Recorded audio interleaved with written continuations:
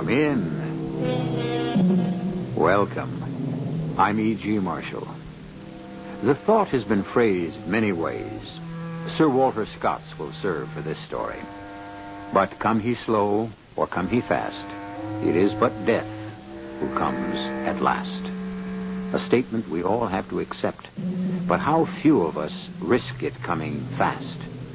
Which brings us to this story of a headstrong girl named Valerie Reynolds, who for her own mysterious reasons refused to heed all warning of danger from the man she should have listened to before all others. Jeff, will you mind your own business? I'm going back to the inn, and Herr von Dorn is driving me there. Get out of that car, Val. I'm warning you.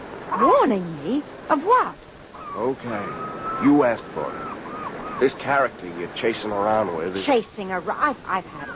Let's go, Hendrik. I'm not going to listen to any more. You'll listen. Lay off this guy if you know what's good for you. He's a murderer.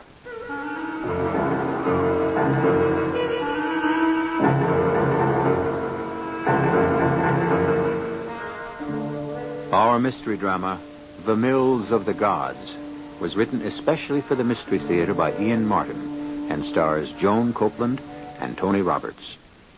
On WABC.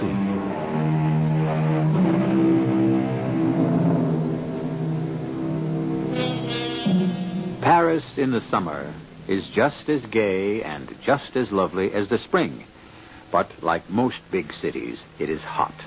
And it is crowded. Not so much with Parisians as with tourists. The bulk of them, as always, American. But there are other Americans in Paris, too. And if they are old hands looking for a familiar face, they head down the Boulevard Saint-Germain at the aperitif time for Les Deux Macots, the sidewalk cafe that is the crossroads of the world. Dick! Jeff! I can't believe it. You're the last person I expected to find here. And you're the last I expected to see. Why? Didn't Val tell you? What? Murder, it's hot. Just let me get something cool. Wait a minute. Didn't Val tell me? Yeah, but I was coming back from the Mideast. Oh, well, she couldn't very well. Neither one of us have been in Paris. I went down to Antibes for a week to get out of the heat, and Val left nearly a week before me. Left? For where? Oh, some little hotel at Scheveningen. Den Haag? Yeah. Holland? Hey, but that doesn't make sense. What do you mean? Yeah, but I've been writing her every day, and I've gotten replies, and they were all postmarked from Paris here. Oh. I thought she was at the flat. What'd she go to Holland for? Oh, I don't know. Get away from the heat, I suppose, and Scheveningen's got a gorgeous beach. Yeah, but she doesn't have any friends there. Look, my sister has friends everywhere, and she didn't expect you to bust out for at least a month. Roving TV correspondents are about as reliable as the weather report. I know. Except, I have big news. I'm going home to the States to be second banana on the New York WBS team. Ah. I'm a success at long last, and I came back with wedding bells jangling in my ear. Well, you know, she's going to flip when she finds out she wasn't here to greet you. You got a phone number? No. Wait a minute. If we get back to the apartment, I can give you her address, and you can write her. I'm going to do a hell of a lot more than that, brother-in-law-to-be. I'm going to go join her at Scheveningen, just as fast as I get that address from you. There's something out of whack about this whole thing.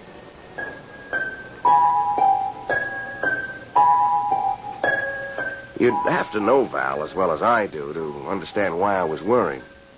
I mean, really worried. First off, she's the most honest, open person I've ever known. Sometimes too much for her own good. And then she's reckless with herself. I mean, you don't become one of the world's top downhill skiers with 2 Olympics behind you without being that. And that's where I met her, skiing.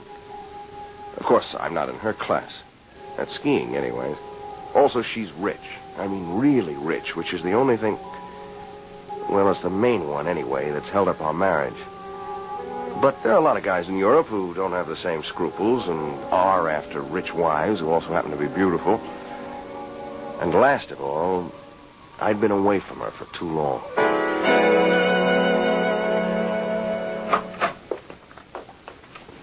Well, at least the concierge cleared up the mystery about the letters. No, he didn't clear it up at all. He only made it worse. Why would Val have been sending him letters in an envelope addressed to him to mail to me as though they came from Paris. I don't know. You got me. Doesn't make any sense. Look, just give me that address so I can find out. Right. It's right here on my desk somewhere. Oh, this desk. Yes, here it is. Hotel Madurose. Now, why couldn't I remember that? Any idea where this hotel is? Oh, no. Beach stretches for miles. Most of it's lined with them. Why don't we try calling her? It must have a phone. No.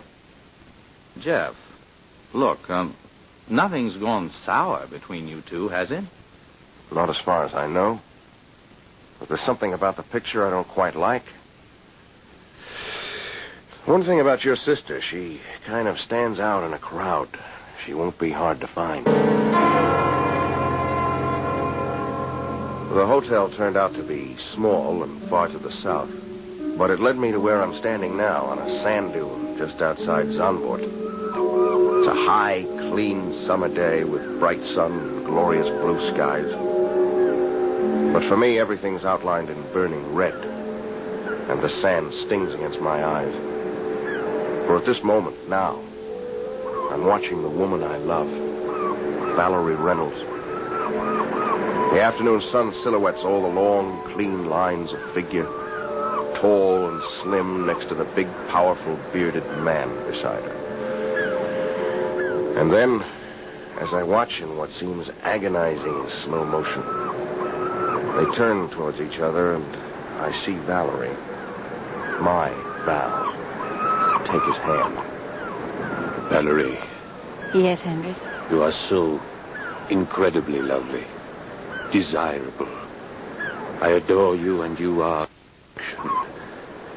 But you know that. Hardly. If I were perfection, I wouldn't be a real flesh and blood woman. And if I weren't a woman, how could I be in love? With me. Oh, please. Let me go, Henry. Why, have I said something wrong? Done something? Scarcely. At least not yet. Then why?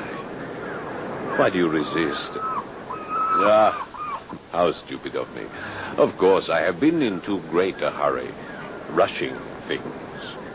It is a matter of time, no? No is right. It is more a matter of tide, since we're not dressed to swim. How? The next wave, or at least the following one, and we'll really get our feet wet. Now, if we don't move, the tide's coming in fast. Shall we go? You are right. And it is the next. Run, Valerie, run. I'll race you to the dunes. And if I catch you? As we old Yankees say, first catch your fish and then... Oh! Are you all right? Did you turn your ankle? No, I'm fine. I just stepped in a hole. Would you help me up? No, I have a better idea. Look, we are beyond the tide line. I'll join you. Sit beside you. The sand is warm. The sky is so blue. Maybe I will just lie here a moment. How beautiful you are. Between the wind and the sand, I'll bet. Like some Greek nymph washed shoreward by the restless sea. Love words. Challenging. Enticing. Like your music. You make more music for me than I ever can from the piano. My words are all of love. We were speaking of love, remember? Yes. And my question still remains unanswered. I love. Do you? I love the sea, the dunes, and the feel of the sand warm against my back, and the wind washing the sun gently across my face.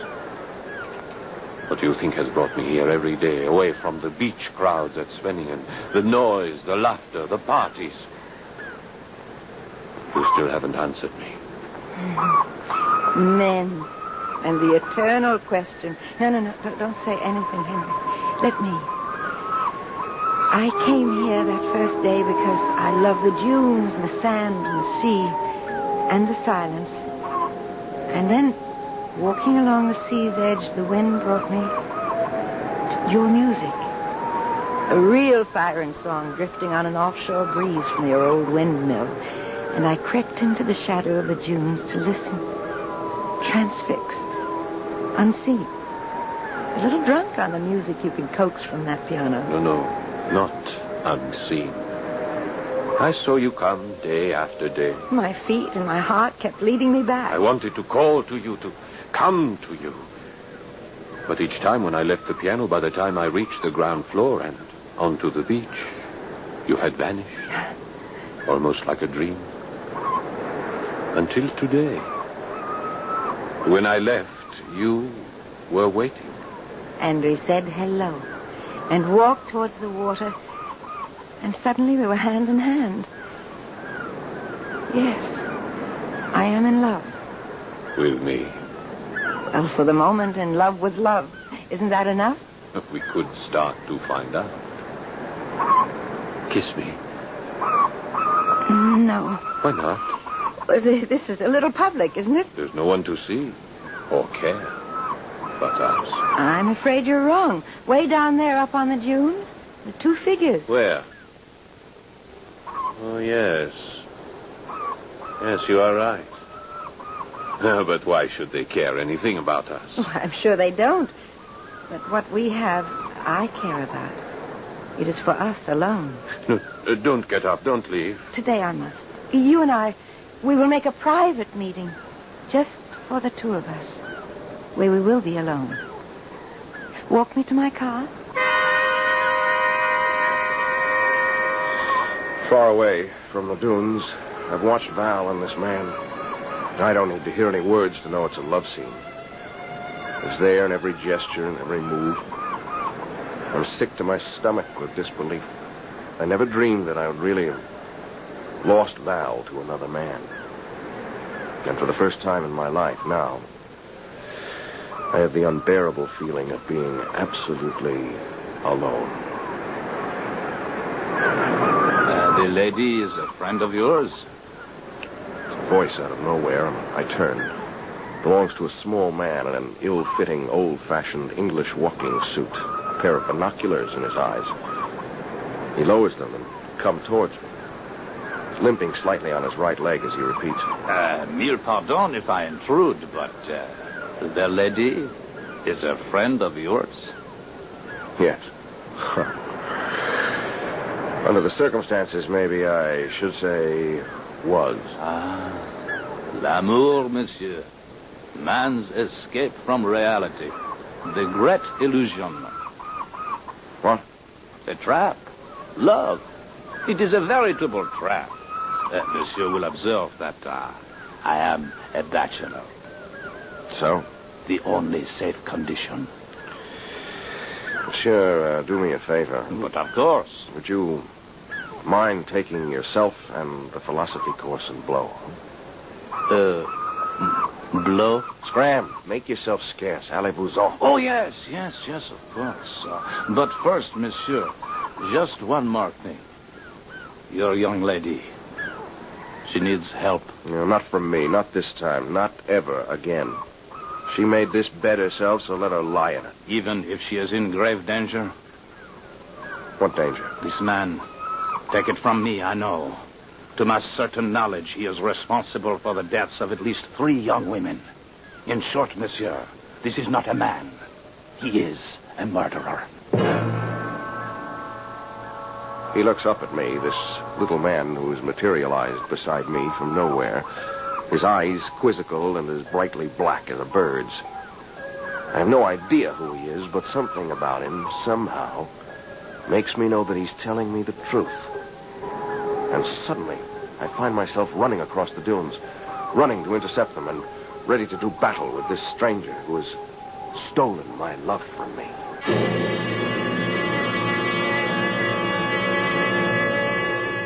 Well, now, here's a nice tangled little web to unweave.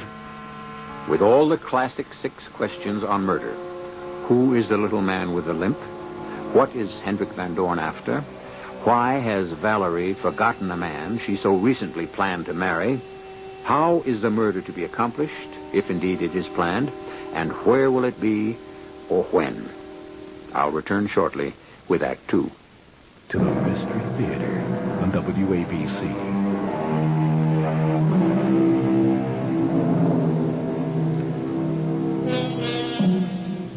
As Valerie and the big bearded man walk slowly from the beach up on and over the dunes, they are slanting away from the running Jeff, unaware of his approach. Then, as they clamber up to the road on top of the dike, Hendrik is obviously urging her back to his windmill. But Valerie turns resolutely towards her small sports car, parked precariously on the inner edge of the dike. But I want to show you the inside of my my sanctuary. Come to my studio inside the windmill. I will play for you. Oh, I'm dying to see your studio and the inside of the mill, but today I have a luncheon appointment at my hotel, and I must get back. Then allow me to drive you there. Oh, no, I wouldn't think of it. It must be 2 or 3 miles. It is a lovely day, and I enjoy a good walk back or exercise. Am I that important to you? Oh, in fact, I shall insist. Unless you can assure me that I don't have a rival. Oh, I can assure you, Hendrik, you have no rival. There's no one I'm more interested in than you. Then, when can we be alone together? Shall we make it Sunday, 2 days from... Val! Val! Here comes a young man in a hurry. He seems to know you. Val, darling, wait. Oh, why don't you wait for him? He seems to know you very well. I thought you said... Well, for heaven's sakes, Jeff Garrett. Where on earth did you pop up from? What are you doing here? A few minutes ago, that's what I was asking myself. Well, this is a surprise. How are you? You're looking well.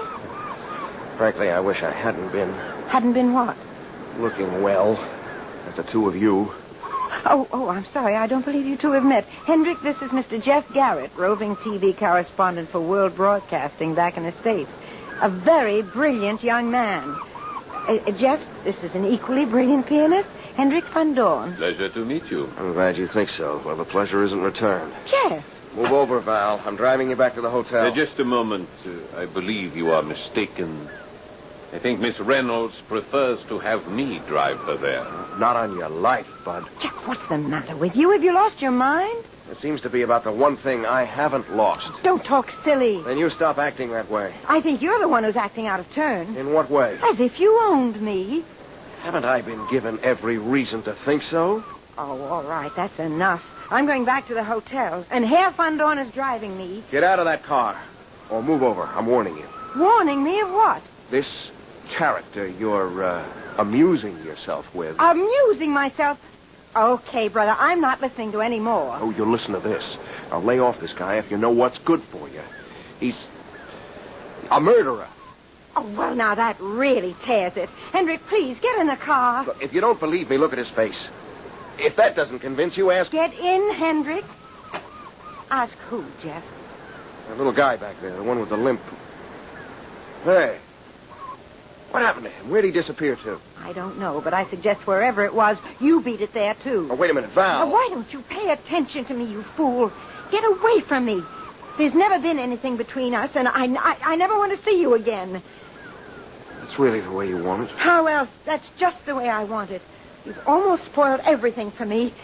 Please, let's go, Hendrik. Your wish is my command.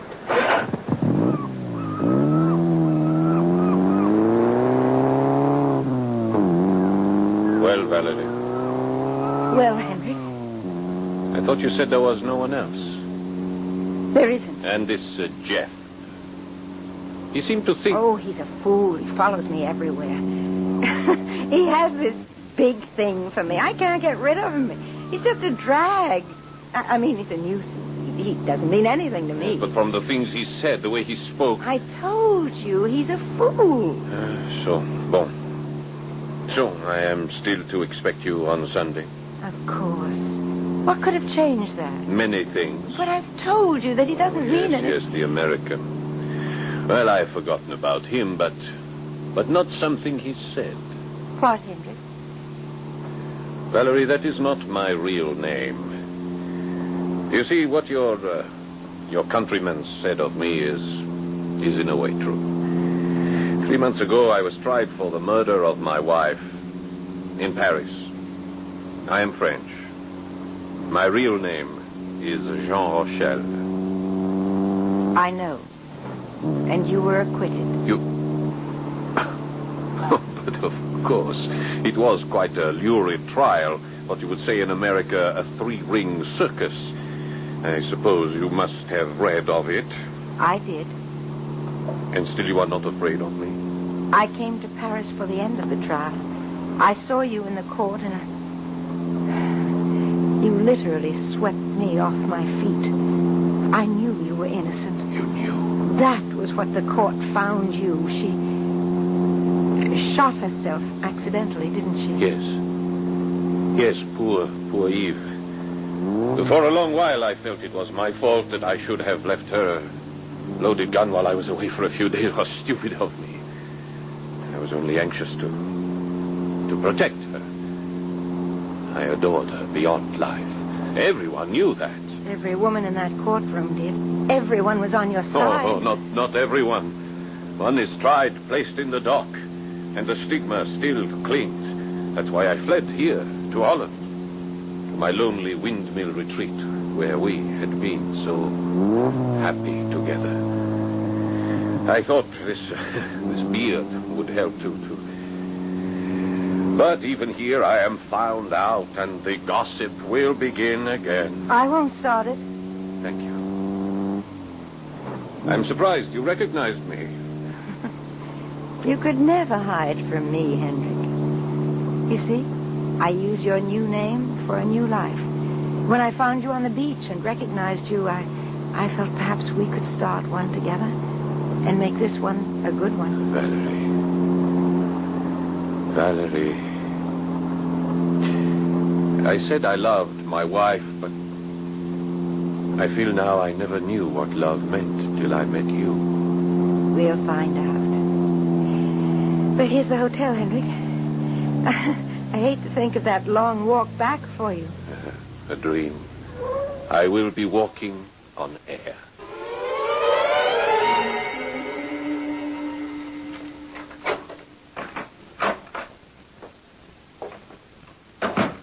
Bonjour, Mademoiselle Reynolds. Excuse, you will pardon my presence in your room uninvited, I hope. How did you get in here? In my profession, one has ways. Unofficial sometimes, but as you see, effective, huh? Who are you? Permit me to introduce myself. Inspector Michel Beauvais, Paris Police. My credentials, here. Oh, the Sûreté. Uh-huh. Of course, the little man with the limp. Pardon? You were the one who told Jeff that Hendrik was a... Oh, that Hendrik Van Dorn, as he calls himself, was a murderer, correct? But why did you disappear? Well, one must observe, mademoiselle, that I am known to this man. He must not see me, but it is of the utmost importance that I see you. Therefore, my unwarranted presence in your room. You see, we must talk together, you and I. What is it we have to talk about? Oh, about your safety and a very dangerous man. Hendrik? Hendrik. Why so dangerous? Didn't you police acquit him? The courts, mademoiselle, not the police. And only this murder. There have been others? Alors, I have only admiration for you, but let me tell you of this man. He has a magnificent talent for the piano, vraiment. And he is an heroic figure, sans doute.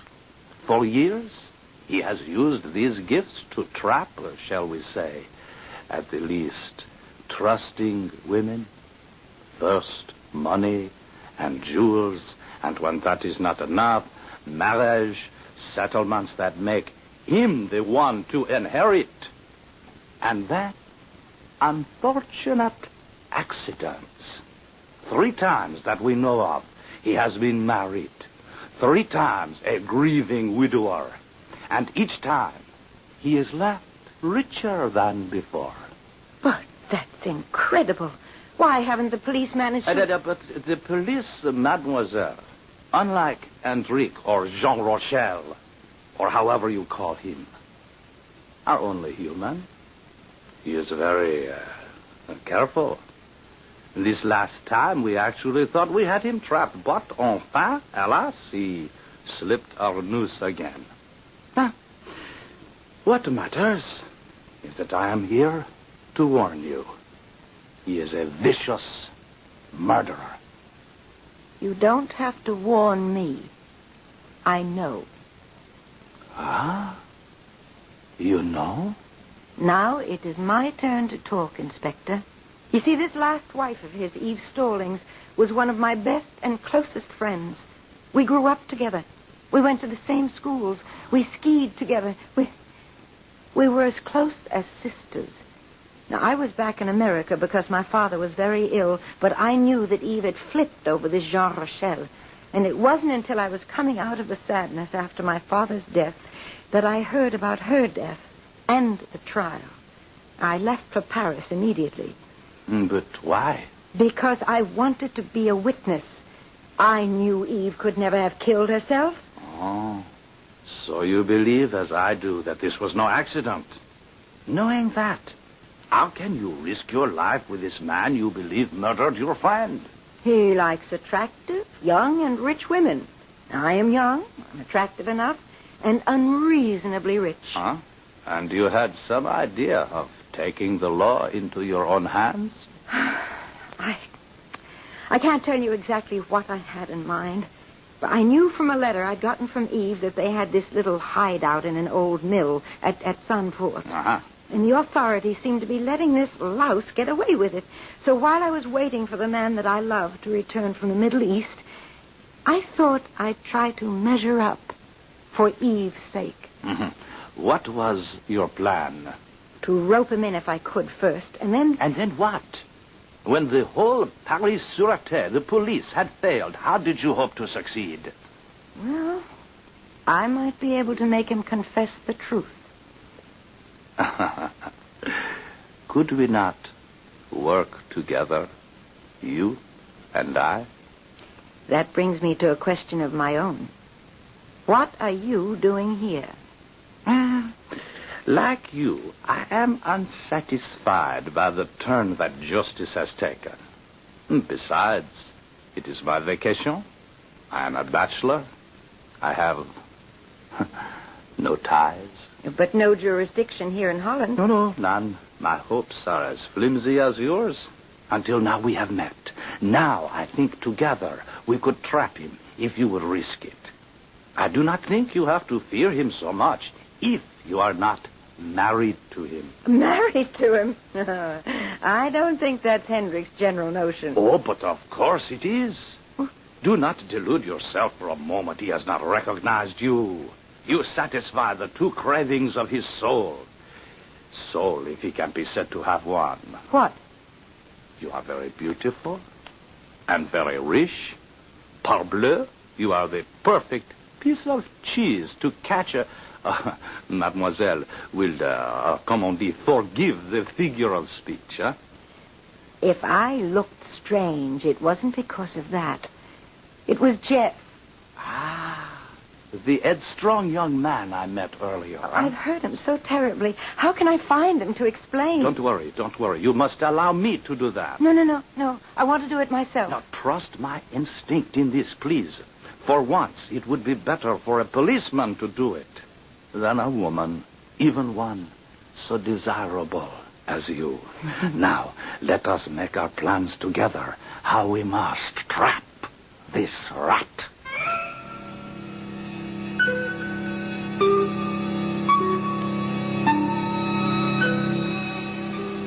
So now, all of our questions have been answered except how, or if, a murder is to be committed.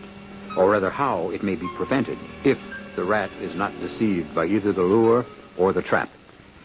As I said in the beginning, this is a story of a headstrong girl. Let's hope she's strong enough not to lose her head. I'll return in a moment with Act 3.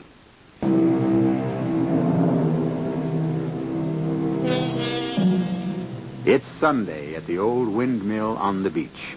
A day of peace and quiet and tranquility. The breeze off the water under cloudless skies is less than 5 knots. Outside, the vanes stand fixed, unmoving.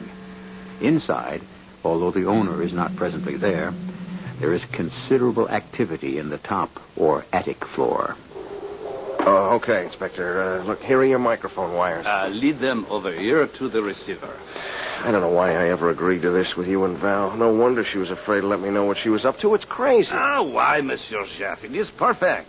Here we are on the 3rd floor of the windmill. Exactly below us is Hendricks' living quarters, which, as soon as I attach, these last wires are totally bugged.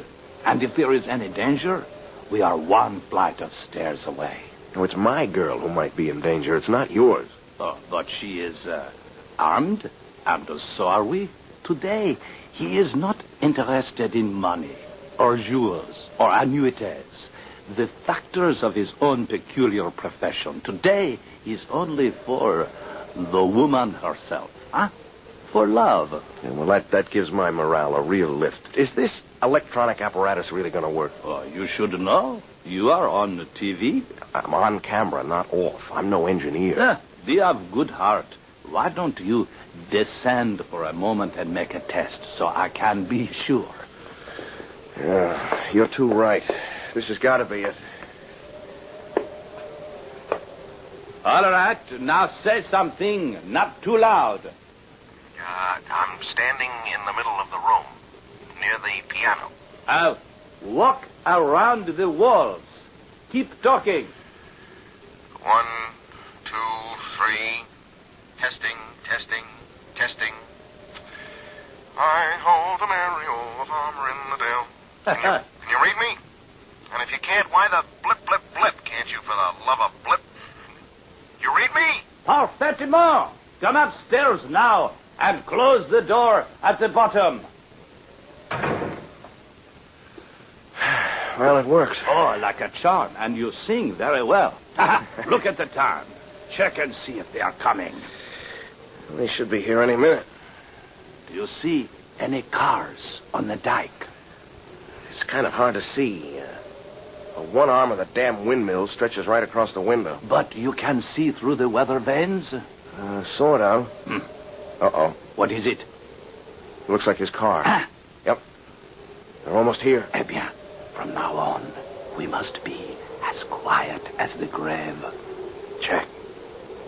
I just wish as long as you're showing off your English, you'd picked another figure of speech.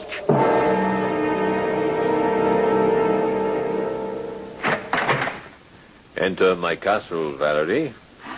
Oh, it is like a castle. Medieval. The Dark Tower. Well, what's this, the dungeon? Nothing so terrible. This is where they put the flour in the bags. And that great wooden chute that comes down from the ceiling? The millstones ground the grain and fed it down that chute as flour to be bagged. Oh, it's a strange, musty smell. Oh, upstairs we will be away from it. Come. There are hundreds of old flour bags dried out and rotting away. I keep meaning to have them moved. They are a real fire hazard. Oh, these stairs. They're never ending. I must apologize for my strange quarters. I think it's exciting. And it's romantic. Excuse me. This is my studio and my living quarters. You will find it more comfortable, I think. Oh, it's so wonderful. And how unique. So those are the millstones. Ooh, this one from floor to ceiling. It must weigh tons. How does it work? Well, there used to be a grain elevator that brought the rough grain up here and through a chute so it passed between the big turning stone and the other beneath it on the floor. I cleared everything out but the stones. Oh, do the stones still turn? I'm afraid not anymore. The sails are long ago rotted out from the vanes. You know the big arms that caught the wind? Mm-hmm. And the machinery is old and rusty. Oh, it's fascinating. I'm glad you find it so. You don't? That was yesterday. I am more interested in today. I find you much more fascinating. In time, Hendrik. In good time. Yes, but I promised to play for you. What would you like to hear?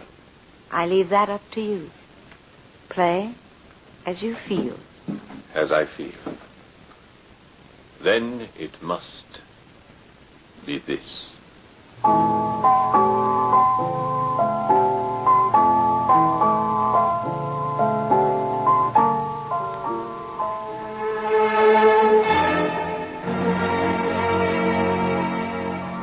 What's going on down there, Inspector? For the love of... There is nothing to worry about as long as he is playing the piano. I can't stand it. I mean, we've got to do something. We are, monsieur. We are waiting. Well, how long? Who knows? The trap is bedded. We are waiting for the rat to make himself ready to bite.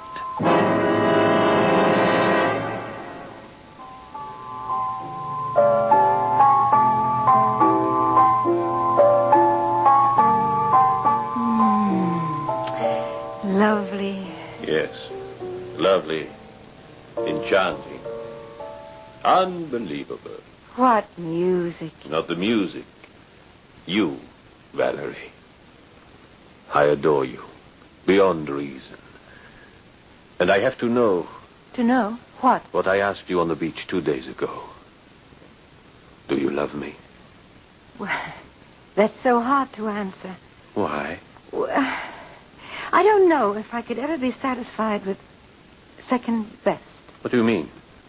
Second best? Your wife. I read the transcript of the trial. I was there, and you yourself told me. You said you loved her completely. How can any man who has loved like that ever love completely again? Is that all that stands between us? Isn't it enough? We are alone. Supposing I were to tell you the truth. That I hated her. That I couldn't stand her. But you said that While I was on trial, I could scarcely admit it. But it's true. I loathed her. I was trapped. She was like a stone around my neck. You almost sound as if... As if I had actually murdered her. I didn't say that. But that's what you meant. If I had a wife. And she stood between you and me. And there was no other way out but murder. I would do it for you. You would kill her? Shoot her? Anything. Anything to possess you. No, Henry, please. You're too demanding. Please, wait. Wait, what for? You and I, we have something beyond this world. An excitement beyond bearing. Well, when I see you like this, I almost believe you would dare anything. Anything. You did kill her. You killed your wife, Eve, didn't you? All right. If that is what you have to know, yes. Yes, I killed her. That is what you needed to know, wasn't it? It's what I had to know. Had to... No, don't touch that handbag. You're hurting me. Give me that bag. A gun. Jeff! Inspector, he had my gun! A trap. Oh, You please. tried to catch me. The door and this bar that holds it are of solid oak, Valerie. Your inspector and your boyfriend can hammer at it for 1,000 years without so much as shaking it. It's no use, Hendrik. They have your confession recorded. The small good it will do them. What are you doing? Breaking my kerosene lamps. Fuel to light a funeral pyre. No, you must be mad. You can't mean to burn us all. Not all, my darling. Just you and your friends. Oh, no. I shall be leaving. No. Please don't move, or I'll shoot you. I need this lamp from the piano to light my way out and to set fire to those old dry sacks down there. The mill is all wood, dried out by years of sun and wind. It'll go up like a torch. No, you're only making things worse for yourself. If I were caught, how many times could they guillotine me? Besides, everyone will think I have been roasted to death here with you. Now, before I go, I have a score to settle with you. Must you kill everything you love? What have I left to love? Me? Henrik, we could still go away together. I'm rich. We could be married. I'd never You tell. betrayed me once. You'll betray me again. Oh. Keep away from me or I'll shoot. What are you looking at? The millstone. What? It's turning. The brake! It's not holding. Let go of my arm. Drop that gun! My foot. It's caught.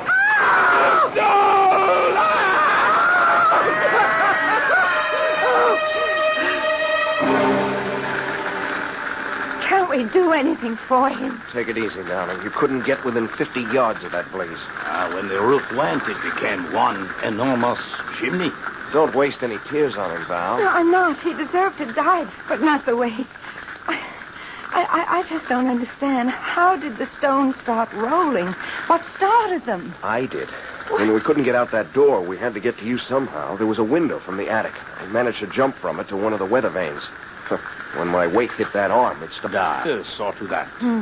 Enfin, the mills of the gods grind slowly, but they grind exceeding fine.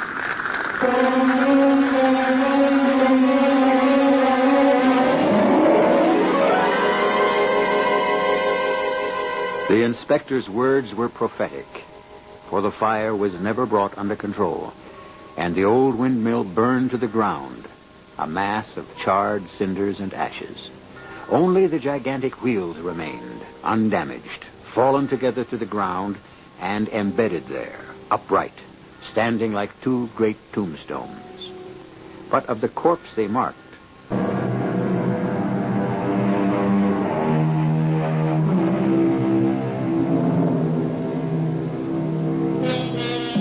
one parting note you might find of interest. The famous lines the inspector quoted were originally written by Friedrich von Logau. Longfellow only translated them in a poem called Retribution. And there are two more lines which are not so familiar, but in this case very apt. Though the mills of God grind slowly, they grind exceeding small. Though with patience he stands waiting, with exactness grinds he all. Our cast included Joan Copeland, Tony Roberts, Paul Hecht, and William Redfield. The entire production was under the direction of Hyman Brown.